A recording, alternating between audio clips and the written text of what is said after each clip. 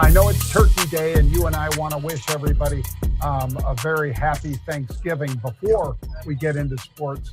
And one of the ways we can do that is remind everybody that they can get a great discount for our Black Friday specials for the March 22nd RebelCon out in Las Vegas. Yeah, let's start off with the Kansas City Chiefs. For whatever reason this year, John, they're 10-1, but for whatever reason, everybody seems to think these Chiefs aren't all that good. They're like, well, they're just not winning the way they usually win and all the rest of that. And I would say this. First of all, I completely disagree. I think they might be a better Kansas City team now than they have been in the previous years. And I think that's why it's going to lead them probably back to the Super Bowl once again. Now, the ball can always bounce in a lot of different ways. But, John, how about if I told you this? They didn't just have like a weak schedule like many of the teams that are out there, and I'd throw the Minnesota Vikings in that category. When you look back and you see what their wins have been, John, they're a 9-2 football team. That's great. And they've been playing, very, very good. They've been able to close out. But they have struggled with a lot of the teams that they have beaten, and a lot of those teams that they've beaten are teams that have already been beaten by a lot of other people. On the other hand, the Kansas City Chiefs, the Ravens, they beat them. The Bengals, they beat them. The Falcons, which, you can look at them however you want, but it's a pretty good football team. And when Kirk Cousins is healthy and throwing the ball around there, they're a pretty damn good football team. The Chargers, good team. Buccaneers, their record's not great, but I'll tell you what, I watch Baker Mayfield every week, and he just gets a little bit better and a little bit better. But here's the reason why I think the Kansas City Chiefs are worth keeping an eye on, John, as far as who's going to come from the AFC. Their defense. They are number 9 in points allowed. They're number 4 in total yards. They're number 3 in rushing yards, and they got a top 10 offense. I would say they have put together a great package. All you've got to do is look over at the Baltimore Ravens. The Baltimore Ravens, their offense is outstanding. Derrick Henry, King Henry, definitely one of the best backs in all of football, right? Great quarterback. He's probably the MVP again. So they've got it on offense. This is not the Ravens of the past on defense, John. They're giving up points, and they're giving up a lot of points. So they don't have what Kansas City has, which is phenomenal offense, great defense. They can put that together. That's a team that probably gets themselves right back in the Super Bowl. Do you agree, or do you agree with the other folks that think, you know what, Kansas City is just not as good this year as they've been?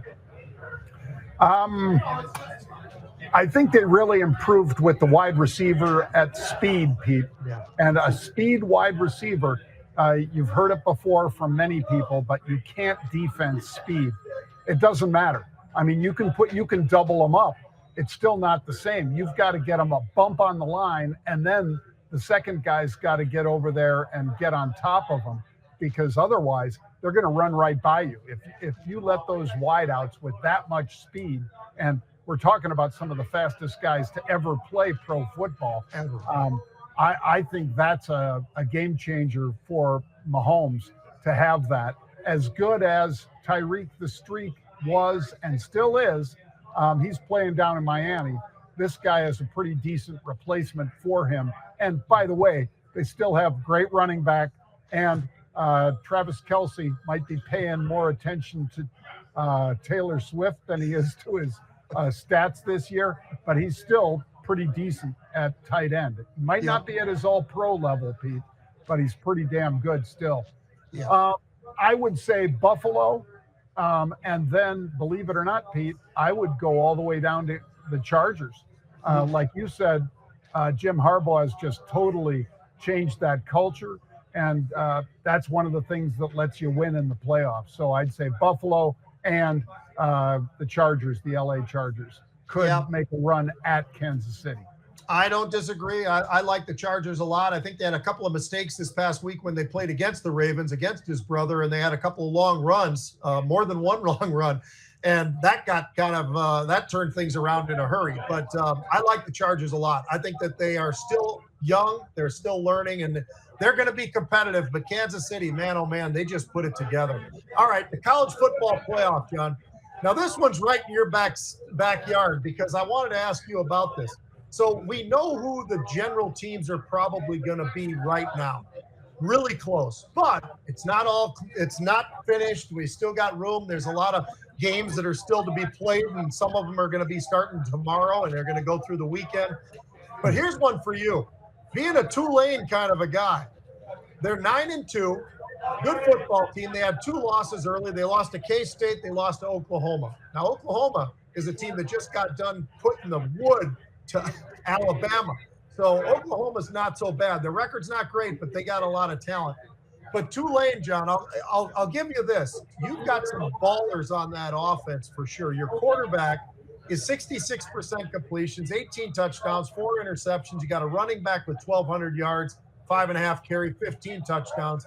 And by the way, your tight end's got 6 touchdowns. Anytime I see a quarterback that's thrown to the tight end, it makes me like that quarterback a lot better because it means he's pretty damn smart. They're always open. You and I know that as linebackers.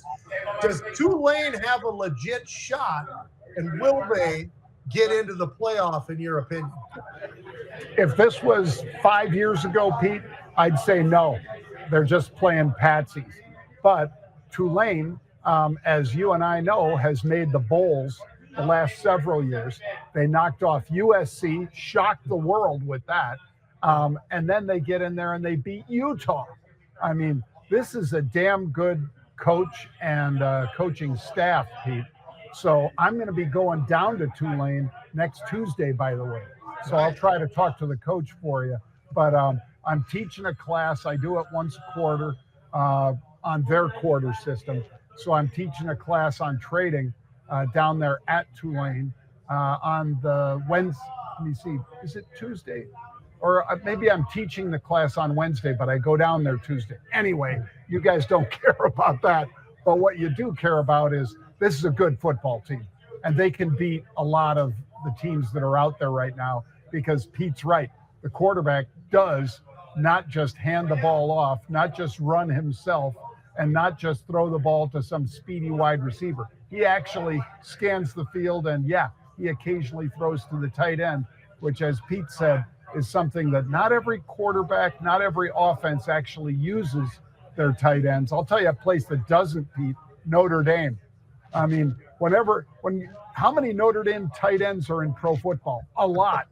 But you know how many of them scored more than 2 touchdowns in a season? Probably 0. They don't throw the ball to the tight end. They just have them block. But there's some damn good tight ends that come out of Notre Dame.